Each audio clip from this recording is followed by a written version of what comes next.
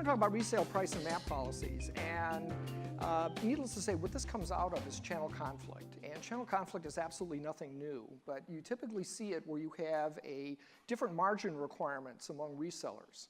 And it's, again, been around a long time, big box versus ma and pa, catalogers versus conventional retail. And then, of course, with the internet, it's really put it on hyperdrive, primarily because of the transparency. And one of the outcomes of this is what I call corrosive price competition. And that is where prices keep getting bid lower and lower and lower and lower. And I'm sure many of you have experienced this, where you have retailers coming back to you and saying, I can't make any money on your product, so either give me more trade funds or address the problem. Well, we'll talk about addressing the problem. And we're going to do it by talking about what's old, what's new, what works and what doesn't in this area. So we'll start with something that's not new but persistent, sort of gum on the bottom of the shoe problems. And the first one is a terminology issue. And that is, often this whole area is referred to as MAP. The Wall Street Journal does it. Lots of people do it. But in reality, there are two different approaches. One is a minimum resale price or retail price policy called an MRP. And in that case, it covers all offers plus the actual selling price. And yes, some people believe you can't do it, but in the United States and in Canada, and also in Mexico, you can actually set the actual selling price. In contrast is MAP, minimum advertised price. And minimum advertised price is you can set the offer price in certain circumstances, but never the actual selling price. So what does that really mean? If you back up, and let's talk about MAP, in the online context, it means you can cover the product page and you can cover the in-the-cart price, but you can't cover the checkout price. In the brick-and-mortar context, what MAP means is you can cover anything outside the store, but nothing in the store. So you can deal with radio and television and FSIs and direct mail and rotos and all that kind of stuff, but nothing in the store, like flyers that are handed out at the door, internal displays, or whatever. Of the 300 or so policies we've done, I'd say about 55% are MRP, or variations like EMRP, which means it's only for online. And I think the reason for that is that companies like it because it paints with a broad brush and you don't quibble over what advertising is and it isn't.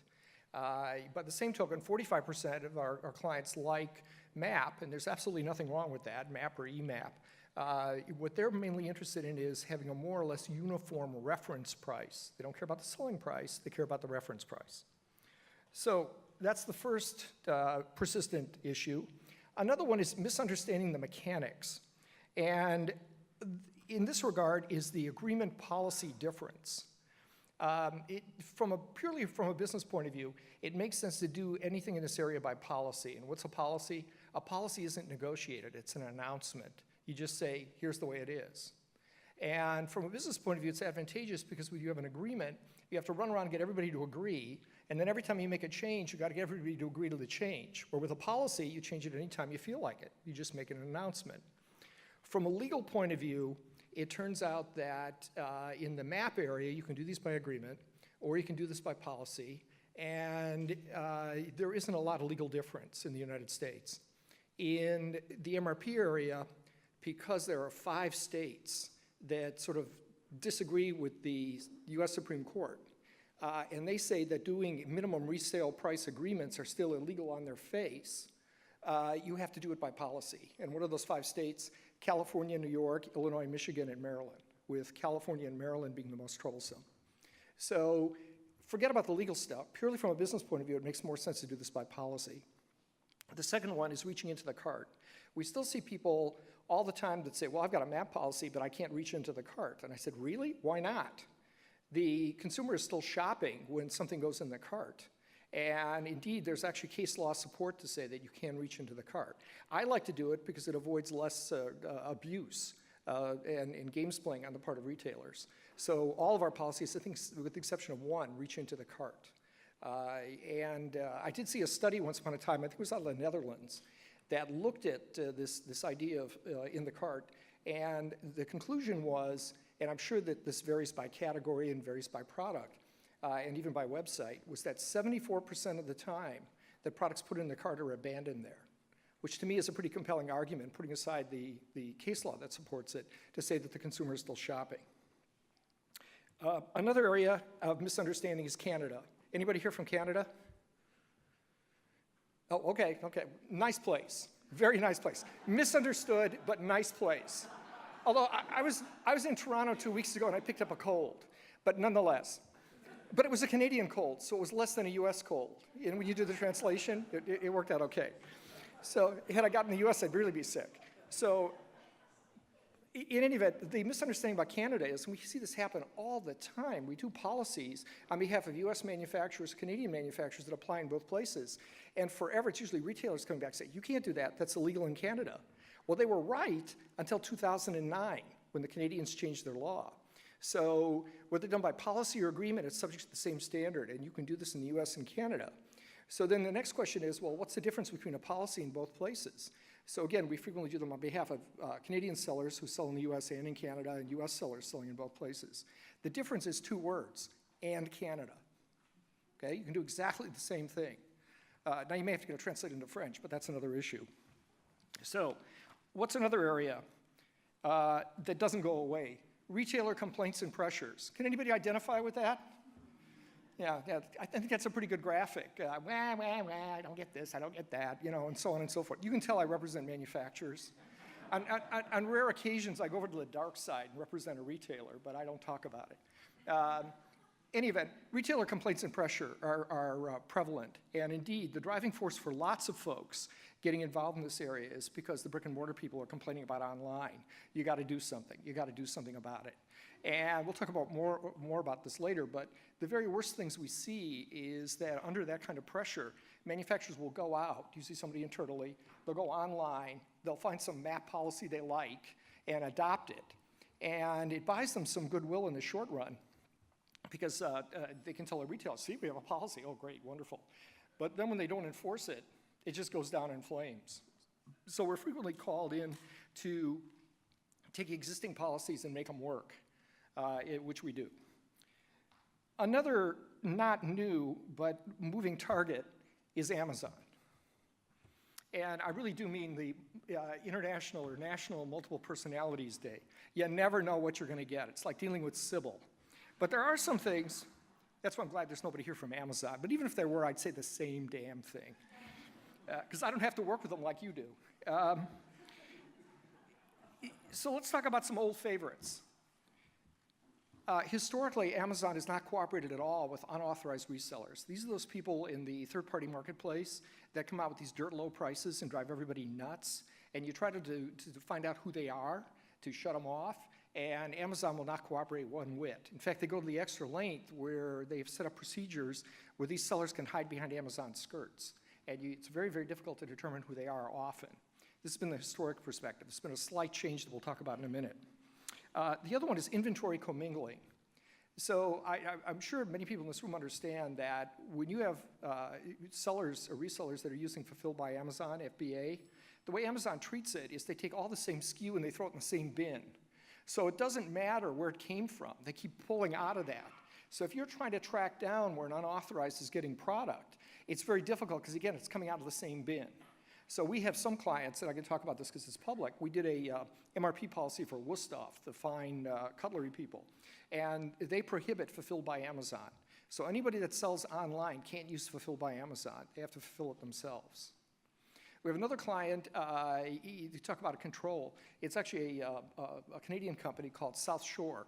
And South Shore is out of Montreal, makes knockdown furniture that you'll find in places like Target and Walmart and whatever. They handle all the fulfillment themselves. So when you place an order on Target, it's shipped directly from the plant in either Montreal or Mexico. And that gives a great deal of control. They want to cut somebody off, they cut somebody off. My favorite is the algorithm ate my homework.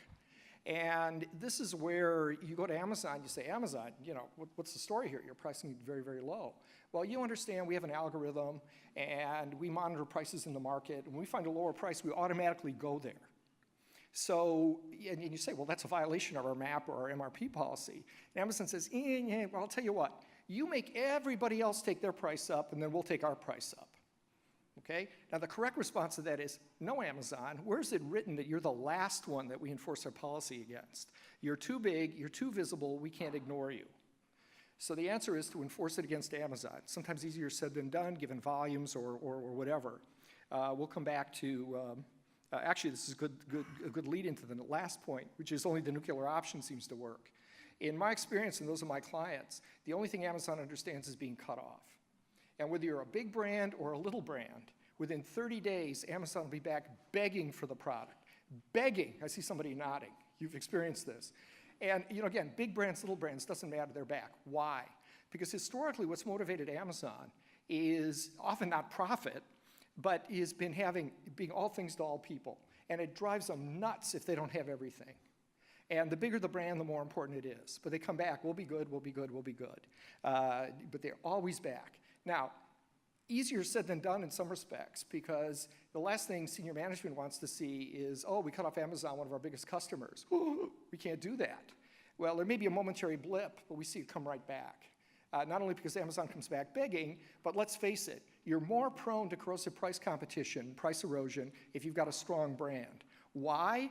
Because in general, the internet's not very good at selling. They're good at fulfillment, and they rely on very strong brands to bring people in because they know what they're getting.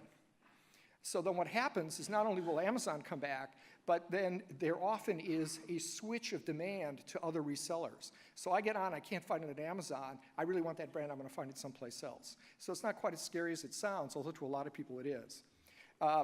Backing up a half a step, if you try that with Amazon, say, sorry, we're going to enforce the policy against you, and so on, and that's not very palatable, there's a fallback.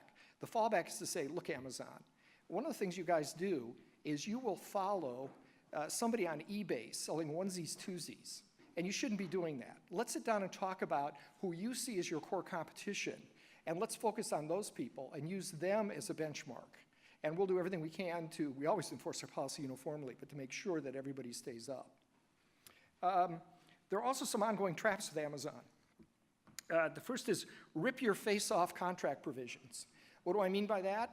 If any of you have looked at, and you probably haven't, you probably let your lawyers deal with it, but Section 2 of their standard vendor agreement says by signing this agreement, you give Amazon a non-exclusive royalty-free right in perpetuity to all of your intellectual property with a right to license others. Hold the phone. What does that mean? I think what was happening is some Amazon lawyers said, what the hell, I'll throw this in, see what happens. And people signed the damn thing. But think about it. This means, at least on paper, you cut Amazon off, they can authorize somebody else to make your product using your name. Scary business, very scary business. That can be negotiated out. Another one is the brand registry. And the brand registry has pluses and minuses. The plus side is you put your up-to-date logos there, your sell copy, your product images, and that's what Amazon will use. That's the good news. The bad news is Amazon makes it available to everybody selling on the site, authorized or unauthorized. So even your unauthorized can look like you're authorized because they're using all the current stuff. Not so good.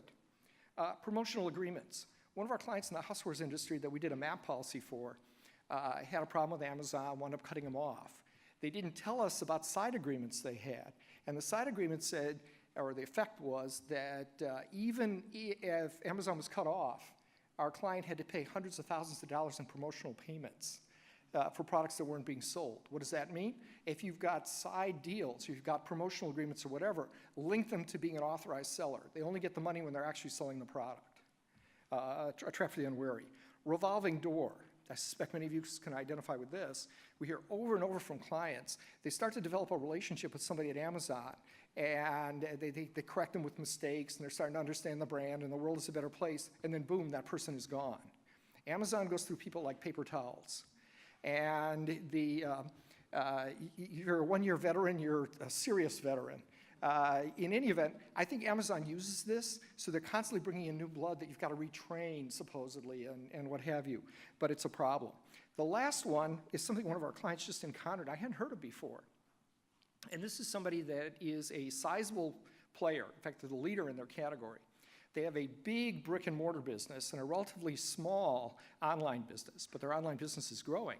And they talk about dealing with Amazon, and Amazon tells them they're in the category of hands off the wheel. It means they make the decisions. Even worse, you have nobody to talk to. It's all electronic. You put your data in, you deal with a black box. There's nobody to deal with. Not a very good situation. But Amazon, always up to new things, has some new tricks. We're hearing that Amazon is coming back and demanding margin protection. So you have to guarantee them a margin on their products of yours that they sell. And you say, no, wait a minute, what's wrong with this picture? So you, Amazon, go off and do stupid things like sell at, you follow the onesies, twosies on eBay, and you do dumb things, you sell at a loss, and I have to guarantee you a margin? What's wrong with this picture? Now, interestingly, I think demanding margin protection is a function of being a more mature retailer. Because bricks and mortar people have demanded these kinds of things for a long time. But nonetheless, it's troublesome in the context of Amazon. Another one is, if you won't sell Amazon directly, we have evidence that they've been going to their third-party sellers, paying full retail for your products, and then putting it on the Amazon site. What's wrong with this picture? With respect to unauthorized resellers, I mentioned that things have changed a little bit. About a year ago, maybe a little more than a year ago, Amazon implemented a program where if you want to be a third-party seller, you have to pay $1,500 per brand to Amazon for the privilege. In addition, you have to show you're authorized by producing an invoice from a distributor or from the manufacturer. Now, while it's a step in the right direction, it's flawed. Why is it flawed? First, they grandfathered everybody else in that was already there. Secondly, how difficult is it, even if you're unauthorized, to show an invoice from a distributor? Because after all, you're getting the product somehow. So we're not so sure that that goes very far.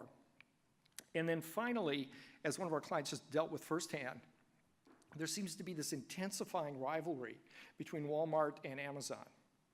So where I see friction, I see opportunity. And it seems to me that that may be, you may be able to take advantage of that by playing one off against the other. And I think what's driving it is as you undoubtedly know, when Walmart acquired Jet, the guy who started Jet was an ex-Amazon guy who wanted to bury Amazon, and now he's head of Walmart e-commerce. And so they hate each other with a passion. And they also watch each other back and forth, back and forth. You know, what we hear about all the time is as Walmart's instituted their pickup discount in the stores, then Amazon drops its price. And it just goes on and on. Okay, well, what's new in this area? One of the things that's new is CPGs. I think I did my first policy in 1989, and it really started with consumer durables. And it spread to lots of other things, including the industrial segment. But CPG is relatively late to the party, and I think it's more of a function of CPG now being offered online, where previously it wasn't such a big factor. So we're doing more and more with CPG companies, and I can say that a number of people in this room, I've done work for your companies. You may not know I did, because I probably dealt with your in-house lawyers, but I have done work, and it's an increasing area of focus.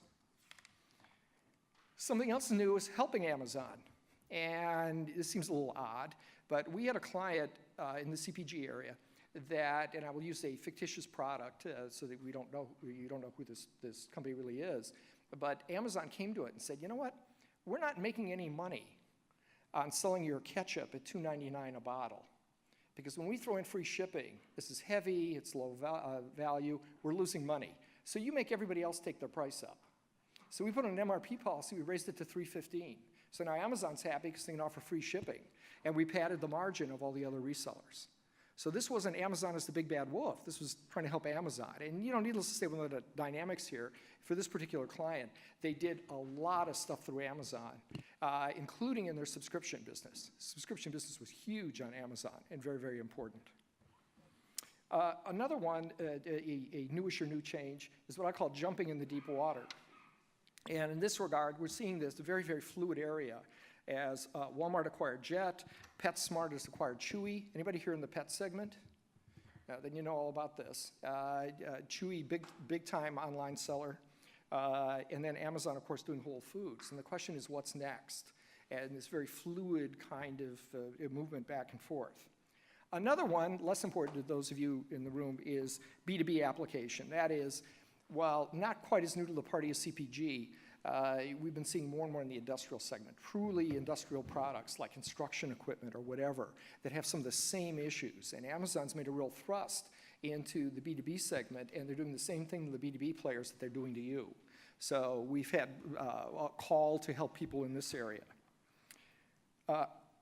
Another development is what I call hybrid policy design. And how many people here have MAP or MRP policies? How many have MRP, just alone? Oh, good, good. You're better, more thinking people have the MRPs. There's no question about it. It's no question about it. In any event, historically, when we've done these programs, they were kind of flat and they were sort of uniform. It's either MRP or MAP. And we're seeing some variations that I find very interesting. And if nothing else, the takeaway here should be that you get to customize these any way you want. MAP, or MRP and MAP. We've got a client in the marine electronics area that in one policy has both MRP and MAP. And what do we mean by that? The boilerplate for both is kind of the same, so we could combine it together. And what they do is they put the crown jewels under MRP. And those products that they're just looking for a uniform reference price, they put under MAP. And then there's a third category that's not under either, and therefore not covered by any policy. And those would be commodity products like cabling or whatever. But the thought was, as products move in the life cycle, they might move from MRP to MAP, and then ultimately off. And they've done that with some success. Another one is MAP and promo MAP. So a client in the housewares industry that had to deal with Bed Bath & Beyond. And Bed Bath & Beyond, it's about every week, runs a 20% off anything in the store coupon. And you can get excluded from that, but sometimes you don't want to do that. So in an effort to placate Bed Bath & Beyond, we came up with MAP and promo MAP. So let's assume there are 300 SKUs that this company covered with its MAP policy. 50 of them also had a promo MAP price that was 10% less. And the policy said, look, retailer, you follow MAP or you follow promo MAP. You pick. But if you do promo MAP, you can only do it 3 times per year for no longer than 10 days at a time with a 30-day interval. So that was an effort to accommodate a discount for those people that are the discounters. The very latest things, so we're seeing MRPs or MAPs that vary. And what I mean by that is 2 different prices, one for online, one for brick and mortar. And we've seen this flip both ways, either higher at brick and mortar or lower at brick and mortar than online. And it's whatever works. So different MRPs or MAPs depending on how the products are sold. Another one is the stage of the process. We just did something for a pet food manufacturer where it's a MAP policy. The product page has one MAP. In the cart, we allow a 5% discount. So same policy, but 2 different levels within the same policy to accommodate certain people. And then one of the more intriguing ones is the EDLP high-low election. So we did a MRP policy for a client, and they said, well, here's the way we want to do it, and so we worked it out. But the way it works is the retailer has to elect whether they want to be EDLP or high-low. And if they don't elect, the manufacturer puts them in one category or another. What's the effect of that? So for an EDLP player like Walmart, the minimum resale price for this product, everyday price is $15.99. If you're high-low, the everyday minimum price is $17.99. But 4 times per year, for 5 days at a time, with a certain interval, you can go down to $14.99. So I actually baked it into the policy to be able to do that. One of the other things, I don't have a slide on this, is we're seeing penalties change too. Manufacturers have 2 levers typically in the penalty process. You either take money away or you take product access away, one or the other, or you can do both. One of the things we're doing on the money front is an either or, is the ability to take away MDF funds. So if somebody's a violator, they lose whatever they've accrued that they haven't spent, and then they are not allowed to accrue for a period of time. Or the other one that I really like, because it's so sneaky and clever, and of course I thought of it, that's why I think it's great, is we say implicit in our MAP price to you is a 5% promotional allowance. So if you violate MAP, your acquisition price just went up by 5%. So it's no money out of your pocket, but now you're charging them more for the product. And I think it's sneaky and good. Now, obviously, those kinds of things with dollars work best for direct buyers. So you're selling to big retailers, that works better. If you're selling through distributors, not so good. And there you might rely on loss of product access. But that's another change that we're seeing. A big issue still with a lot of companies is lack of resolve when they do one of these things. And what do I mean by that? Policies that are vague. They kind of dance around the issues. They don't really hit the nail on the head. Well, you know, we're kind of concerned about this and whatever. Or may versus will. Well, if you violate the policy, we reserve the right to take action. Well, what the hell does that mean? If I'm really big, I'm going to say, you're never going to enforce it against me. All our policies say, you do this, we will do this. As my wife tells me, and this has characterized our relationship, it's not, she's also a lawyer, it's not the severity of the punishment, it's its certainty. So think about that. Think about that. Our whole marriage is based on that. Sometimes I feel like I'm dealing with Amazon, but that's another issue. Okay, lack of sting. So your policy is, hey, if you violate, we'll be upset. If you violate again, we'll be really upset. If you violate a third time, boy, are we upset. Like, who cares? Got to be some sting. And I don't mean shoot them in the head till they're dead kind of sting, but something that stings them. Take some money away, take some product away. Now, it seems sort of an oxymoron. Well, the way we save our brand is by cutting people off. Well, that's unfortunately one of the few tools you have to provide some sting. And at the end of the day, there's certainly some people that you don't want to be selling your product because they're beating the hell out of the brand equity. And in that regard, think about it. Why do people tend to do these kinds of programs? They do it for two reasons. To preserve brand equity. You spend a lot of time, money, and energy building up your brand. And yet there are a lot of retailers out there that don't care. They'll suck all the equity out. They're just discount players. That's all they sell about. They don't care. So you want to preserve your brand. The other thing is, many of our clients want to preserve a diversity of channel members. At the end of the day, they don't want two customers, Walmart and Amazon. They want to be available in a lot of different places, and that's very important to them, particularly with some products that are high touch. Think about technical products that actually need some selling. Maybe you want to be in some more expensive places where they get those kinds of services. Or maybe you just want your product to be in a lot of different places. So it does seem to be odd, but the way you preserve your brand and the diversity of channel members is you cut off those who are deserving of it. More than 4 strikes. What I mean by strikes is you could theoretically have 1 strike and you're out. So somebody violates your policy 1 time. You stop doing business with them or you do other terrible things. Most of our clients, probably because they're reticent to do anything really, really drastic at the outset, they like 3 or 4 strike policies, with the 4th strike being, we cut you off, period. We've seen some, though. Kohler is not a client, but Kohler has a 5 strike and you're out policy. And you have to ask yourself the question, how many bites at the apple do you want to give somebody? Now, that having been said, we like our policies to come on strong. We like the flexibility behind the scenes. So you send somebody a violation notice and they say, oh, well, you know, that was a transposition error, a low-level employee, just move these numbers around or whatever. If you want to waive that as a mistake, I don't care, as long as you treat everybody who convinces you it's a mistake the same way. But you would never put in the policy, mistakes don't count. Why? Because you send a violation notice and every retailer would say, oh, it's just a mistake. It's just a mistake. We did it 30 times, but it's just a mistake. So you'd never put that in the policy.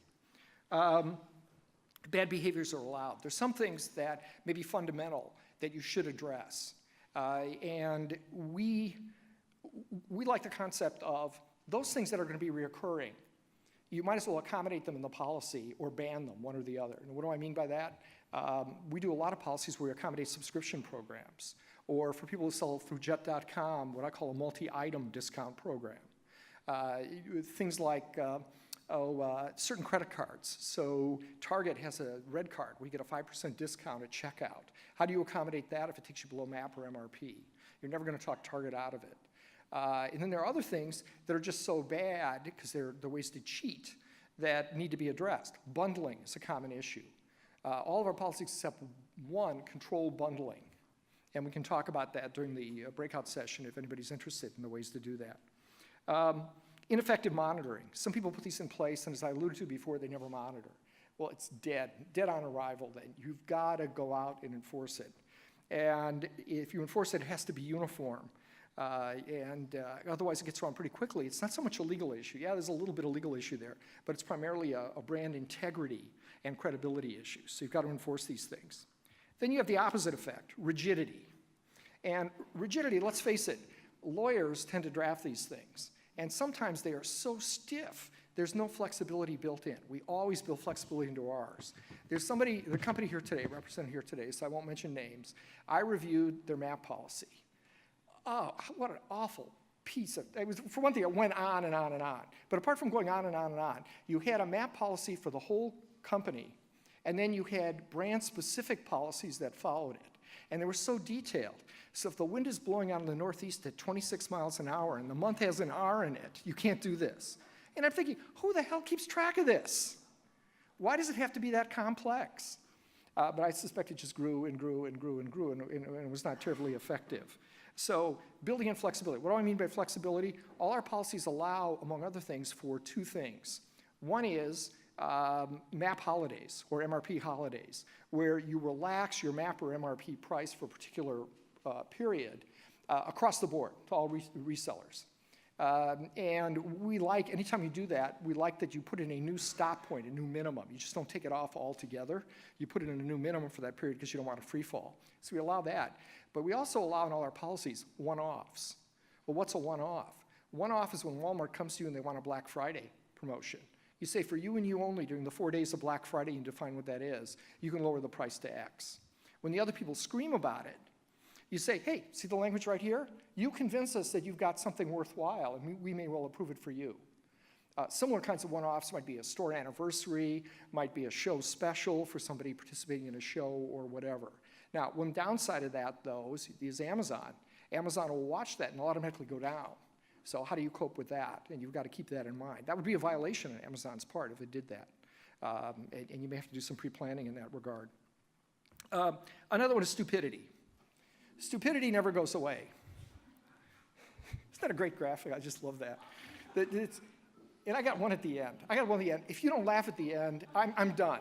I'm hanging it up at the very end. Well, of course, most people laugh when I finish anyway, but that's another issue. But the stupidity. Okay, who's stupid? Costco. I love Costco to death. Nobody here is from Costco, I assume. But I love Costco to death. What did Costco do? Costco wakes up one day and says, you know what? We don't like the MRP policy that Johnson & Johnson forced us into for disposable contact lenses. So what are we going to do? They went to California, where minimum resale price agreements are still illegal. And they filed a suit against Johnson & Johnson saying, you know what? They call it a policy, but it really wasn't. Because 4 times we sat down and we negotiated changes. If you negotiate, it's an agreement. Therefore, this is an agreement. It's illegal in California. We are party to an illegal agreement. Now, why was that stupid? Because they admitted in writing they were party to an illegal agreement. Within a week, there were 53 consumer class actions filed. Okay, now they've all been consolidated in Jacksonville. But what happened too was because all the contact lens manufacturers introduced MRP policies around the same time, the plaintiff's lawyers say, well, you must have met in a smoke-filled room and done this. So they sued all the manufacturers, and then they sued all the retailers that have been following the policies. So Walmart got sued, 1-800-CONTACTS, and so on. So it's a big mess, all consolidated now in Florida. But interestingly, Johnson & Johnson settled out with Costco. But the rest of the lawsuits continue. Even worse, because of this litigation, several states introduced legislation to outlaw MAP or resale price for contact lenses. And only one state enacted it, and that's Utah, home of 1-800-CONTACTS. And that's under constitutional attack right now, but so far is holding up. So what a mess. But all started because Costco said, well, I'll just sue these guys. And I'll admit that I was part to an illegal agreement. Jeez, bad news. Okay, another one's myopia. And myopia is forgetting that there are other things that you can do. Clients will come to us and they automatically think MAP or MRP. And that makes some sense. These are powerful weapons and they can be very, very good. But sometimes clients don't have pricing problems, they have distribution problems. What's a distribution problem? If I sell to everybody with a pulse, no wonder my stuff winds up on eBay at low prices. Maybe I need to control who gets my products. Now, for some, particularly CPG, where the goal is intensive distribution, not selective, it's kind of hard to do that. But for others, thinking carefully about who's getting your product and what they're doing with it makes sense. But there are other means to get there. It is lawful to charge your online sellers more than you charge your brick and mortar for the same product. So in other words, change their acquisition prices. There are some other things you can do too, apart from controlling distribution, to deal with this, and I think I've got a slide later, but assortments, and this came up in an earlier discussion today, but who says you have to sell the same products to all your customers? Now, there are manufacturing components, because obviously manufacturers like to run the line flat out and make the same thing for everybody, but doing different assortments, different counts, different combinations, that make it difficult to do price comparisons. A long time ago, we did work for WD-40. And WD-40 didn't have these kinds of issues. There were different ones. But WD-40, the spray sort of oil in a can kind of thing, It sells in about every channel you can think of. There's a lot of channel conflict. How do they avoid that? Well, Walmart gets the 14 2-ounce bottle.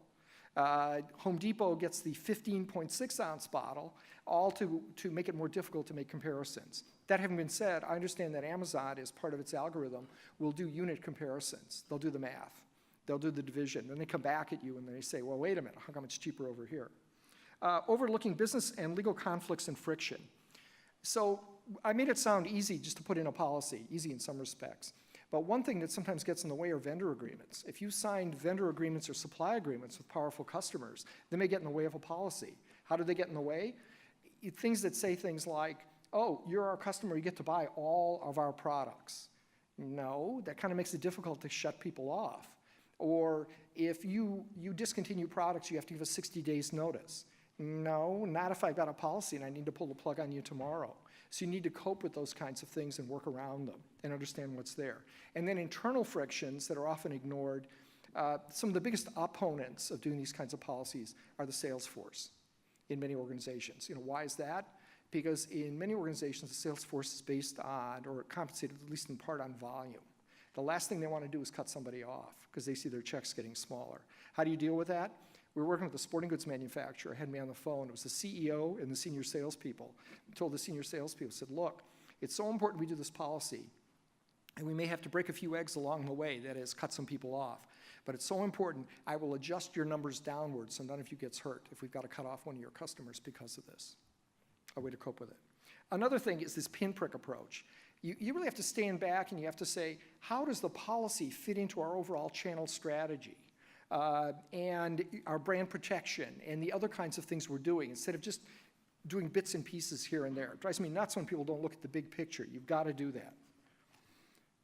The key, and what really makes policies work, is commitment. We always tell our clients, never put anything in place you're not prepared to enforce with your biggest customer. If you're not prepared, don't bother, don't do it. Okay, now I'll let you in on a dirty secret. One of our clients, we went through the analysis with them. They said, MRP, we got to go MRP. Okay, great. But you know what? We can never cut off one of these big guys completely. We just can't. In this case, the primary customers were 4 really, really big retailers. I mean, hundreds of millions of dollars big retailers. So we never cut them off. And I said, well, then don't do MRP. You could do MAP and you don't have to cut them off.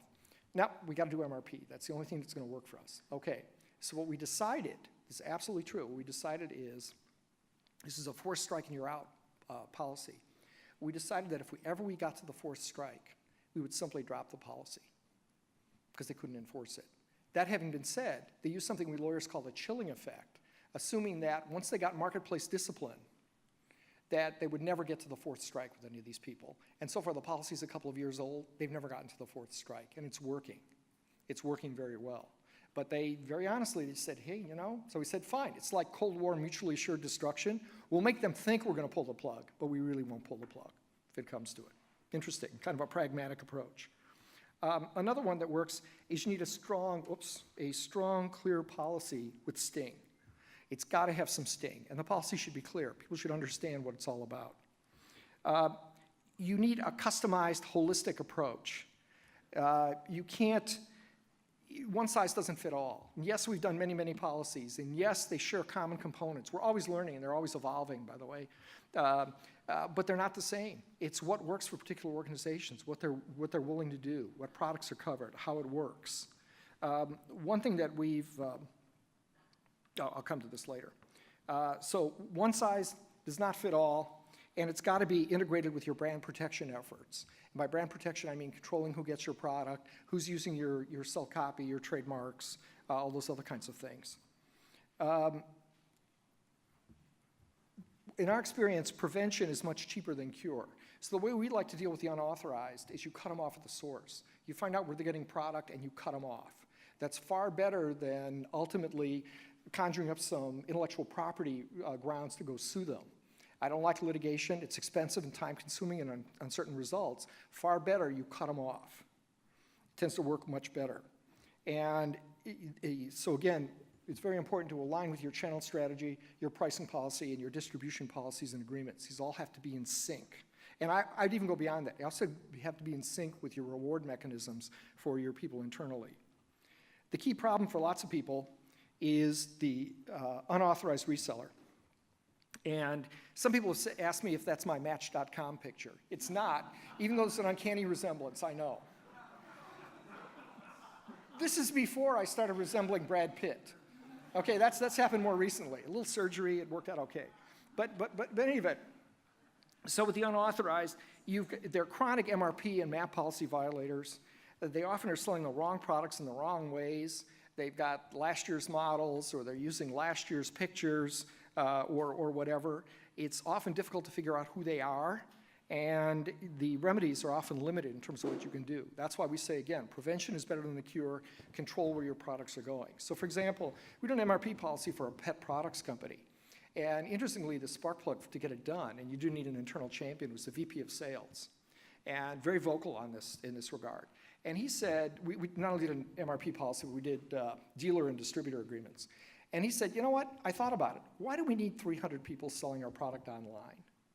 Nobody ever heard of a lot of these folks, and all they're selling on is price. He said 50 is plenty, so he cut way back. Similarly, why do we need a dozen distributors? 4 will do the trick, as long as we get coverage, so he cut back. The smaller the universe, the easier it is to control what's going on. What does work is pragmatic design.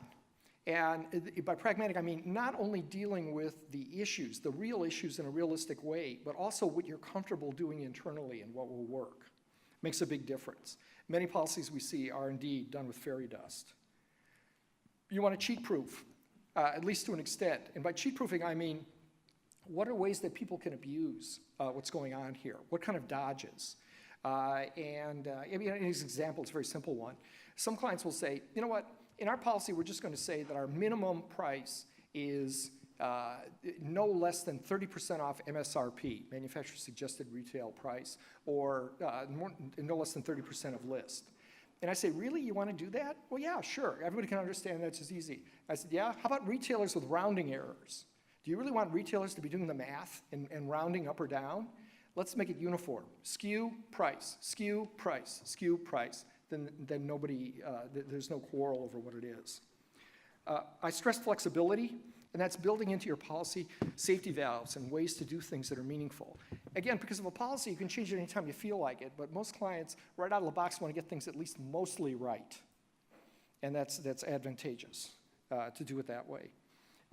And part of this also is realistic expectations. What is my policy going to accomplish? What is it not going to accomplish? How do I deal with those other kinds of things? What can I assure people will work? And for many of you that have gone through this process, you know, as part of the realistic expectations, you have to understand that doing one of these policies is a long-term play. Again, you're preserving brand equity, a diversity of channel members. It conflicts head-on with short-term goals often. What's a short-term goal? Making my numbers this quarter. And you have to be prepared for that. And where does that come from? Senior management has to say, this is important. We're going to do this. They don't, you're dead. And then you also have to get used to the whack-a-mole environment here. So you shut somebody down for being a chronic violator, and they're XYZ. Tomorrow they're back online as ABC. So you're constantly whacking moles. And I think for most of our clients, if they get the problem down to where maybe it's 95 or 90%, 98% effective, it's a real victory. You're never going to solve all the problems. We just had a situation once for it was a pet food manufacturer, where there's somebody selling online at a dirt low price, just dirt low. And they tried to get them to back off with a demand letter that we ghost wrote. Excuse me. It was not effective. So we wrote even a snottier letter, and this time we sent it. And that got their attention. So we got into discussions with them, and it turned out they were a liquidator. Some retailer got in trouble, sold its inventory at 50 cents on the dollar, and then this liquidator was selling on eBay or wherever they were selling at 70 cents on the dollar, driving everybody nuts, including Amazon going down to meet them and all these other kinds of things. How do we solve the problem? We could have sued them. Again, expensive, time-consuming, uncertain result. We sat down with them. We bought their inventory, which wasn't that big, and in return for that, they signed an agreement to never sell our products again. But that illustrates how, if you've got a liquidator, how do you stop that? Very, very difficult. Unless, and we've done this, we've put in buyback rights in our agreements or even in our policy.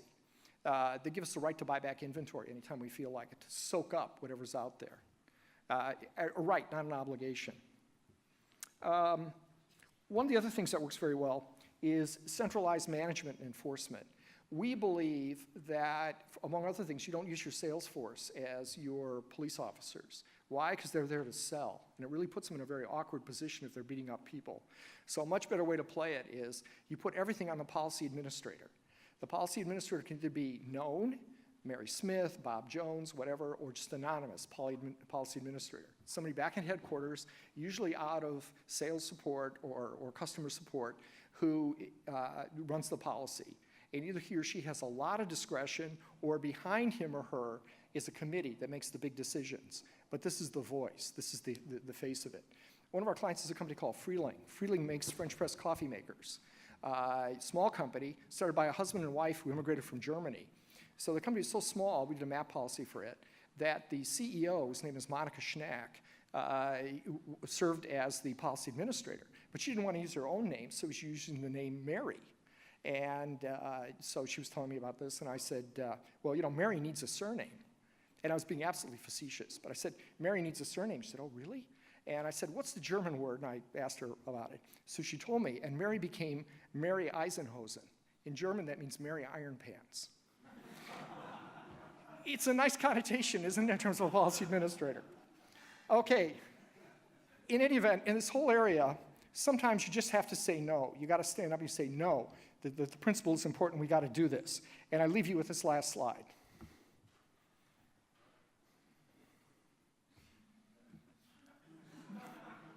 That says it all. Do you have any time for questions?